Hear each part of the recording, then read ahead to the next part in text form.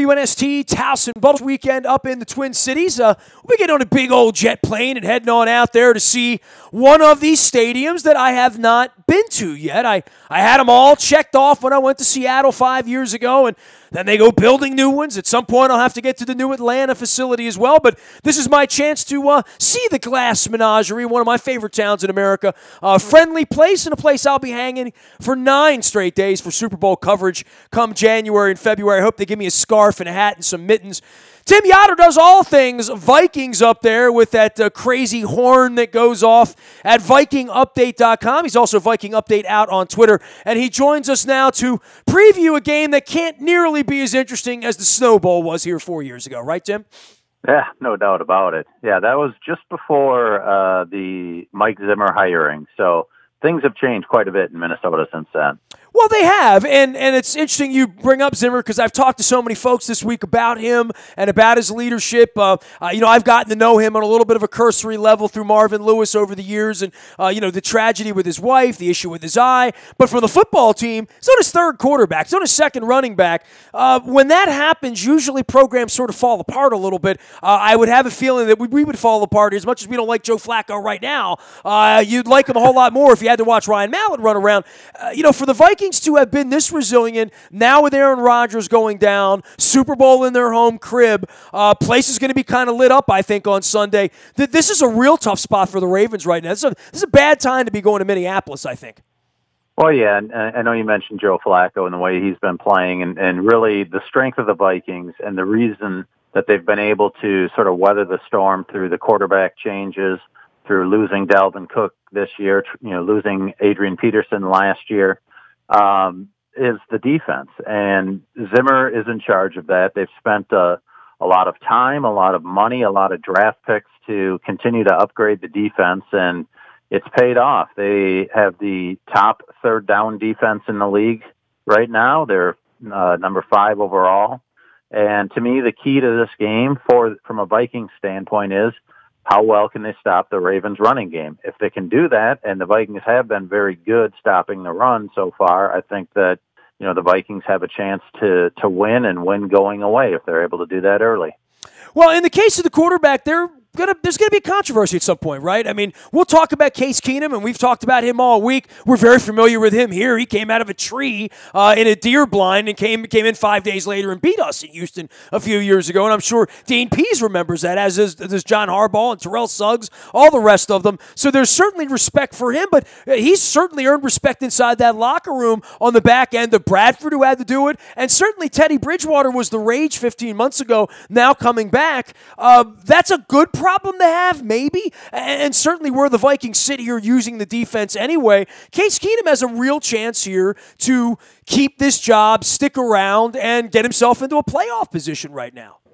Yeah, I mean, as long as he continues to do things the right way with the way the whole team is structured, which means, you do obviously have to score points, but you can't be turning the ball over a whole lot. And Keenum has 1 interception through the first one of the season for the Vikings last week, and that's really their key to success, being able to sustain drives. I think they're the top team in the league for 80-plus yard touchdown drives, so they've been able to move the change. The offense has improved a whole lot since last year, and one of the main reasons is the offensive line. They've switched that enormously since last year. They have 1 starter back, and that guy, Joe Berger, is not playing in the same spot that he was last year. Instead of center, he's now moved to right guard. They've got a rookie at center, and they switched out their tackles in free agency, and it seems to have worked so far. They've had more time. Last year, the big issue in the passing game was they didn't, Sam Bradford had less than 2 seconds a whole lot of times, and that ended up translating into a short passing game in the second half of the season. This year, they've got the deep passing game going a lot better, and it's given them much more balance on offense. Well, and the whole thing about Adrian Peterson, this, I guess the organization was sort of always mired in a little bit of white noise, as I call it, whether it was his injury, whether it was the situation with his child that was very unfortunate that, brought a very unflattering picture upon them, and then just the eventuality of moving on from him at some point. Obviously, the Saints moved on from him pretty quickly, and they couldn't give him the ball enough, but, they had a pretty quick answer there in Dalvin Cook, and I don't know that they don't have the answer right now, but that kid looked like he was going to be special and sort of the next coming of Peterson, right? I totally agree. I think he was much more versatile than Peterson, better in the passing game, can still run between the tackles, although he wasn't as big and is not as big as Peterson is. So, when Cook went down, it was a bit of a deflating injury for the fan base, but they've weathered that one fairly well. I still think there are a lot of instances where it comes back to bite them a bit. But the interesting part about the way that whole thing went down with the transition from Peterson to Cook was, the Vikings ended up signing Latavius Murray in free agency, and I think they were really counting on him to be their starter all along. And then Cook just fell so far in the draft that eventually when it got to the beginning of the second round, the Vikings were like, well, we've got to try to go up and get this guy because they felt like he was that good of a talent. They end up doing it, and he, Murray ends up having ankle surgery 6 days after they sign him, and Cook got the bulk of the first team reps throughout the offseason, training camp, and preseason, and that really set him up because he had so much time in this offense to earn the starting job, and he ended up being one of the top backs for the first 3 weeks until he got hurt. So, now the combination of Latavius Murray and Jerick McKinnon is what they're going to have to go with. And McKinnon's been more productive. He's faster, better in the passing game. Murray, I think, is still trying to fully recover from that ankle injury, and it just looks like he doesn't have much of a burst to him right now. And so the hope is that as the season goes on, he'll get that back and be a little bit more effective. Yeah, speaking of the burst, obviously Sam Bradford didn't have that, either last Monday night. I mean, I was watching that Bears-Vikings game, and I thought, well, this is a preview for us, right? We played the Bears the other day. We were playing you guys this week, and I thought, well, neither one of these teams look like they're much. The Vikings move in another direction now with Rodgers out, and clearly the Ravens were mortifying against the Bears. Still had a chance to win the game, but still couldn't get much done. The Ravens offense picking this time to come and see this Viking defense, and you're among many people I've talked to in the Twin Cities this week, and I've asked the same question. It's a little bit of a stock question for me, Tim, which is, who is their best player? I don't really know. I don't think it's anybody on the offensive side of the ball. Certainly there's 5 guys on the defense that I've heard a lot about. My opinion of Xavier Rhodes was pretty high, but I can't stop hearing about Harrison Smith. I can't stop hearing about Everson Griffin. A lot of people have brought up Linval Joseph. Certainly for us, losing Brandon Williams has changed our defense dramatically. There's a nice, healthy mix of players there and several Pro Bowlers. There's not one weapon like a couple of weeks ago we saw Mack out in Oakland and thought, okay, they have one great player. Vikings have 5 or 6 really good players on that defense. Yeah, they really do. And I honestly, if you asked me to pick, I could probably pick one at each level, but they do have so many good defenders there that it is hard. Kind of like the Seahawks when they were good, right? Like all of those Seahawks, I don't know that any of them are going to the Hall of Fame, but all of them were, Pro Bowlers at one point, all at the same period of time in their career. I mean, that's kind of the story of the 01 Ravens. We, had Ray Lewis was going to go to the Hall of Fame, no question there, but we had a bunch of guys around him that were in the Hall of really good for a really long time, and it looks like all these guys are young too. That's the other part, right? Yeah, I mean, one of the differences and the reason that the defense has started to really take off is Xavier Rhodes has been so good shutting down the top receiver for other teams. Last week against the Packers, he went against Davante Adams. Now, granted, Aaron Rodgers wasn't there for the majority of the game, but I think it was less than 30 yards that Davante Adams had against Rhodes. And he did it against Antonio Brown, second week of the season. He just continues to get fed these different matchups, and whether it's a big physical receiver or a small guy, he's been able to handle it. And it's really I think, help Mike Zimmer say, okay, we've got one guy that's going to shut down their top guy. Now we've got 10 other guys on defense that I can send in whatever fashion I want to try to pressure the quarterback, and they've done a good job of that. They've also done a really good job of getting after the quarterback with only 4-man rushes. And so Zimmer has a lot of flexibility in the way that he can handle this defense and kind of who he's putting in a playmaker role from one series to the next or one play to the next. So it's really worked well with his brand of defense. He is Tim Yoder. He is VikingUpdate.com. You can find him at Viking Update as well out on Twitter.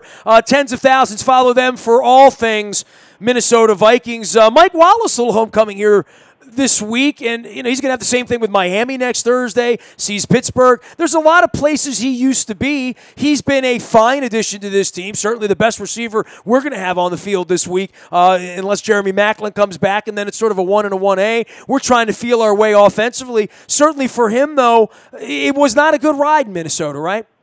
No, it just really wasn't a great fit. They didn't have the offense to allow him to get downfield enough. I don't think they used him on crossing routes enough. And it never really was a great fit. And right now, the way the Vikings have things set up with Stephon Diggs and Adam Thielen, both of those guys, very good receivers. We'll have to see if Diggs is going to play this week.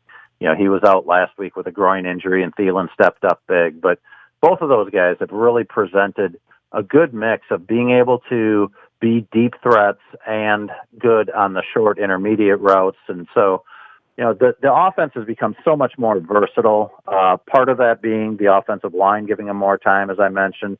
Part of it being that I just don't think, since Pat Shurmur took over 7 games into last season, I think they have gotten away from the philosophy that they've had for a decade here, including Norv Turner up until he quit last year, was we have to feed Adrian Peterson the ball 20 to 25 times. And that's just not the case anymore, and I think it's helped the offense overall because everybody knows that they could be involved. You've got 2 receivers that have a great shot at having 100-yard games. You've got Kyle Rudolph in the middle, and just the options that they have now, I think, are so much greater without having to feel like you have to force feed Adrian Peterson. Super Bowl's coming there. I'm sure the minute I step off the plane this weekend, I'll see the logos in the airport. And, of course, I'll be spending 9 glorious days at the Mall of America in Bloomington, and I'll have a scarf and some – I don't know how you folks do it out there. I mean, I tell Billick that all the time because he lived out there. He's like, you get used to – you get used to dude, I'm from Venezuela. I don't get used to 12-degree days. I mean, that's not my cup. But certainly my first Super Bowl was in Minneapolis back in 1992. I enjoyed it immensely. I always enjoy coming up to your community, but I think there is a little extra pep in the step. I know the stadium's going to be an incredible experience. Everyone's told me about that, and I was there a couple summers ago. I love Target Field, but the Super Bowl mania there really sort of picks up if the Vikings are a 5-2 football team or a 6-2 football team in the only year they're ever going to get a Super Bowl, right? Yeah, and it's amazing how things change week to week, too, because before the Packers game, I think a lot of people were expecting the Vikings to lose and the Packers with Aaron Rodgers to be the favorite in the division. And now all of a sudden, the Vikings beat the Packers. They are tied with them in record, and the Packers aren't going to have Aaron Rodgers probably for the rest of the season. And so now I start to hear a lot of the fans say, well, maybe we can get to the Super Bowl. And so it's just amazing how much things change just by one win or a quarterback situation happening in another city for once instead of in Minneapolis. And so there is a lot of excitement. And I really do think you'll enjoy the stadium. They've done a great job with in-game, hype and all that sort of stuff. They've started up the Skol chant, which I think is pretty cool, a nice nod to the Vikings heritage. And there is a lot of excitement, and it's only going to start to grow if the Vikings continue to play well. Well, and play well they have. And then there's the rest of the division, right? Like waiting on Matt Stafford, Lions giving up 50 points. Packers look like, when you lose Aaron Rodgers, you just think, well, they can't win. I mean, who knows when the next Tom Brady comes off a bench and while he pips someone, right? Not to say, but the kid's going to be given a chance up there. They're not bringing in Colin Kaepernick. And we saw the Bears, and the Bears are woeful. They're not going anywhere. The whole thing's just sitting there, right? And I would say even with Case Keenum, even with the uncertainty of Bridgewater and certainly the massive doubt on Sam Bradford, I still think the Vikings are going to win this division. Yeah, I mean, I think right now you'd have to put them as a slight favorite. The one thing that really hurt them was a loss to Detroit in Minnesota earlier this year. And so the Vikings have to hope that doesn't come back to bite them. Last year, they lost 2 close games and really kind of collapsed to let that happen and to Detroit. And so that kind of kept the Vikings out of the playoffs. And so, they're looking at it like they have to hope that last year they started 5-0 and absolutely collapsed after that. And the offensive line and all the injuries they had there had a lot to do with it. But this year, you have to hope that they learn from that 5-0 start. Don't get too high on yourself. Continue to play defense well. And really, one thing that Zimmer has had to do is rotate guys a little bit more up front because that defense got tired last year because they were on the field so much when the offense couldn't sustain drives, and that's changed a little bit this year. Dude, he's rotated quarterbacks. He can rotate linemen. Exactly. Tell everybody what you do at VikingUpdate.com, Tim.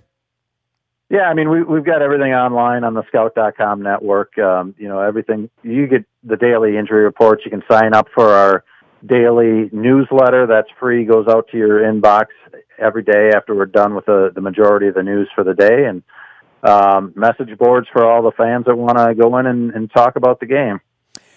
Always appreciate the time, man. Keep the faith. We shall see you up in Minnesota in the early morning as we have a noon kickoff Central Time. Tim Yoder is the head of Viking Update and VikingUpdate.com. You can go check them out on Twitter and on the web. You can find me out in the BuyAToyota.com audio vault 24 hours a day from anywhere in the world on your mobile device by downloading the TuneIn radio app. We do come in crystal clear from anywhere in the world. Celebrating Dundalk on Friday. We'll be at Costas having crabs, crab cakes, beer, and more music, entertainment on the backside of my Dundalk High Hall of Fame induction on Friday afternoon at 4:30. It's going to be a fun afternoon, I think. So come on out. My son will be there. Family's going to be there. Big night, big doings down in Dundalk, hon. We'll see you at Costas after 7 on Friday. Don't forget, I'm out 24 hours a day on Facebook, Twitter, LinkedIn, Snapchat, Instagram. We do stream live on our Facebook Live as well as our YouTube WNSTV channel. What else do I have to say? Oh, nasty at WNST.net. 24 hours a day from anywhere in the world. Throw me a note. Say something nice, hopefully.